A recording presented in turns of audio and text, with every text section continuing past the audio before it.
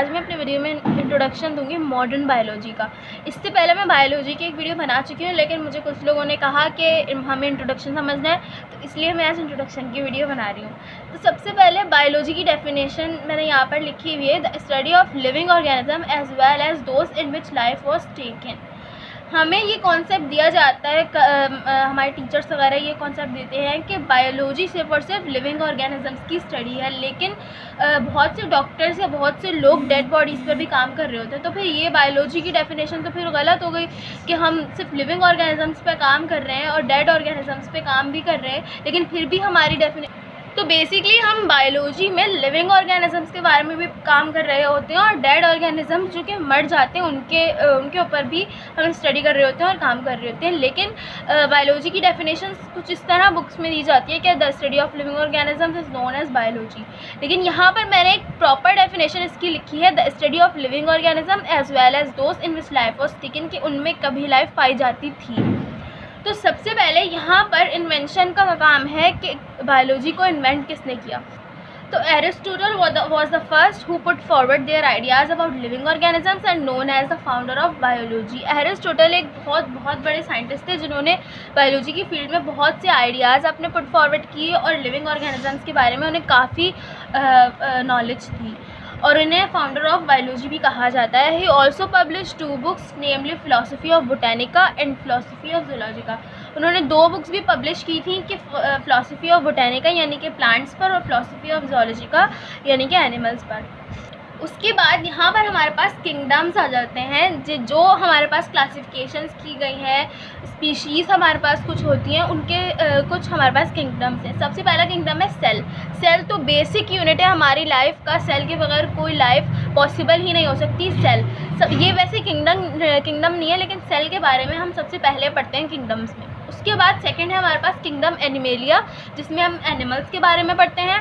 उसके बाद है किंगडम प्लांटी, उसमें प्लांट्स के बारे में पढ़ते हैं। किंगडम मोनेरा, किंगडम फंजाई और किंगडम प्रोटोक्टिस्टा, इसे किंगडम प्रोटिस्टा भी कहते हैं। तो ये हमारे पास 6 किंगडम्स हैं जो बायोलॉजी में बहुत ज़्यादा इंपॉर्टेंट है।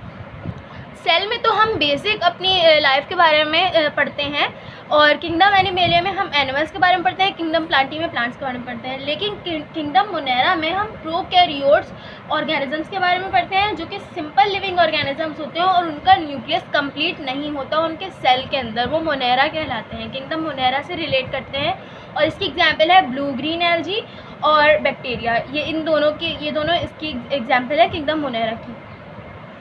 उसके बाद आ जाता है हमारा किंगडम फंजाई। किंगडम फंजाई में ज़्यादातर हमारे पास पैरासाइट्स वगैरह मौजूद होते हैं, सेप्रोफाइट्स होते हैं और इसकी एग्जांपल है हमारे पास एगेरिकस। एगेरिकस हमारे पास उसका साइंटिफिक नेम होता है, बायोलॉजिकल नेम होता है उसका मशरूम का। हमारे पास यहाँ पर इन लोगों के अंदर क्लोरोफिल पाया नहीं जाता, तो ये अपना फूड खुद तैयार नहीं कर सकते, तो ये दूसरों पर डिपेंड करते हैं और जो दूसरों पर डिपेंड करते हैं वो यूजुअली पैरासाइट्स होते हैं और सेप्रोफाइट्स होते हैं। उसके बाद नेक्स्ट हमारे पास आता है किंगडम प्रोटोक्टिस्टा, जिसे किंगडम प्रोटिस्टा भी कहते हैं। इस किंगडम में 3 काइंड्स के लिविंग ऑर्गेनिज्म इंक्लूड होते हैं। सबसे पहले एनिमल लाइक होती है, जिसमें यूनिसेलुलर प्रोटोजोन्स होते हैं, जो और हमारे पास यूनिसेलुलर होते हैं, जस्ट लाइक अमीबा, पैरामीशियम और यूग्लिना हमारे पास यूनिसेलुलर ऑर्गेनिजम्स में शामिल होते हैं। उसके बाद प्लांट लाइक होते हैं हमारे पास algae, simple water living organism जो कि क्लोरोफिल कंटेन करते हैं। उसके बाद हमारे पास फंजाई लाइक होते हैं, जैसे कि स्लाइम मोल्ड और वाटर मोल्ड। खैर ये वाला हमारा टॉपिक नहीं है, सिर्फ इंट्रो है। उसके बाद मैं ब्रांचेस की तरफ चलती हूँ, ब्रांचेस डिफाइन करूँगी।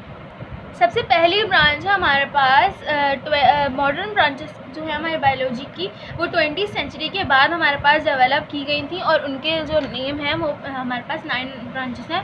इसको मैं एक एक करके डिफाइन करूँगी। अब मॉलिक्यूलर बायोलॉजी सबसे पहले है हमारे पास। मॉलिक्यूलर बायोलॉजी वो बायोलॉजी होती है जिसमें हम अक्सर जैसे हम बिस्किट्स वगैरह खाते हैं, स्नैक्स वगैरह खाते हैं, उसके रैपर के पीछे हमने देखा होगा कि न्यूट्रिशनल फैक्ट्स लिखे हुए होते हैं कि इसमें इतने % प्रोटीन है, इतने % कार्बोहाइड्रेट है, लिपिड्स हैं। इस सब के बारे में जो स्टडी होती है वो मॉलिक्यूलर बायोलॉजी होती है कि हमें कौन से मॉलिक्यूल से कितनी एनर्जी, कितने प्रोटीन मिल रहे हैं, ये सब मॉलिक्यूलर बायोलॉजी में हम सीखते हैं। उसके बाद है माइक्रोबायोलॉजी। माइक्रोबायोलॉजी की ऐसी स्टडी है जिसमें हम यूनिसेलुलर ऑर्गेनिजम्स के बारे में पढ़ते हैं, जो कि हमारे पास बहुत ज़्यादा छोटे छोटे होते हैं, जैसे कि वायरस, बैक्टीरिया और प्रोटोजोन्स। नेक्स्ट है इन्वायरमेंटल बायोलॉजी। इन्वायरमेंटल बायोलॉजी में हम इन्वायरमेंट के बारे में पढ़ते हैं, वो इन्वायरमेंट जो हमारे लिविंग ऑर्गेनिजम्स पे बहुत ज़्यादा इफ़ेक्टिव होता है, किस तरह से उसके अफेक्ट्स हम पर असरअंदाज होते हैं, किस तरह हम उनके लिए ज़रूरी हैं, और वो इन्वायरमेंट कौन सा हमारे लिए नुकसानदेह होता है, ये सब हम इन्वायरमेंटल बायोलॉजी में पढ़ते हैं। आते हैं हमारे पास मरीन बायोलॉजी। ये ऐसी ब्रांच है हमारे पास जिसमें हम लिविंग ऑर्गेनिजम्स के बारे में स्टडी करते हैं, उन लिविंग ऑर्गेनिजम्स के बारे में जो सी वाटर में होते हैं और ओशियन वाटर में होते हैं, और हम उनके फिज़िकल केमिकल कैरेक्टरिस्टिक्स को भी हम उसमें स्टडी करते हैं जो कि एनवायरनमेंट के लिहाज से होती है। नेक्स्ट है हमारे पास फ्रेश वाटर बायोलॉजी। इस ब्रांच में हम डील करते हैं फ्रेश वाटर में, जैसे फ्रेश वाटर हमारा क्या होता है, रिवर्स होती हैं, लेक्स होती हैं, पॉन्ड्स होते हैं, स्ट्रीम्स होती हैं, हम इन सब के बारे में उसमें स्टडी करते हैं, और उनमें जो लिविंग ऑर्गेनिजम्स पाए जाते हैं उनके फिजिकल और केमिकल कैरेक्टरिस्टिक्स जो हमारी लाइफ पर अफेक्ट करते हैं उनको स्टडी करते हैं। नेक्स्ट है हमारे पास पैरासाइटोलॉजी। पैरासाइटोलॉजी में हम उन पैरासाइट्स के बारे में ऑर्गेनिजम्स के बारे में स्टडी करते हैं जो हमारी लाइफ साइकिल पर बहुत ज़्यादा असरअंदाज हैं, जैसे कि वो हमें कुछ इंटरेक्शंस भी पैदा करते हैं और कुछ हमारे अंदर डिजीज़ भी पैदा करते हैं, जैसे कि हमारे जो हमारे पेट में जो कीड़े हो जाते हैं वो पैरासाइट्स कहलाते हैं, क्योंकि वो हमसे ग़िज़ा हासिल कर रहे होते हैं और दूसरा हमें ही नुकसान पहुंचा रहे होते हैं। तो ये वाले जो हमारे पास लिविंग ऑर्गेनिजम्स होते हैं इस टाइप के जो हमारी बॉडी के अंदर लिव करते हैं वो पैरासाइट्स कहलाते हैं।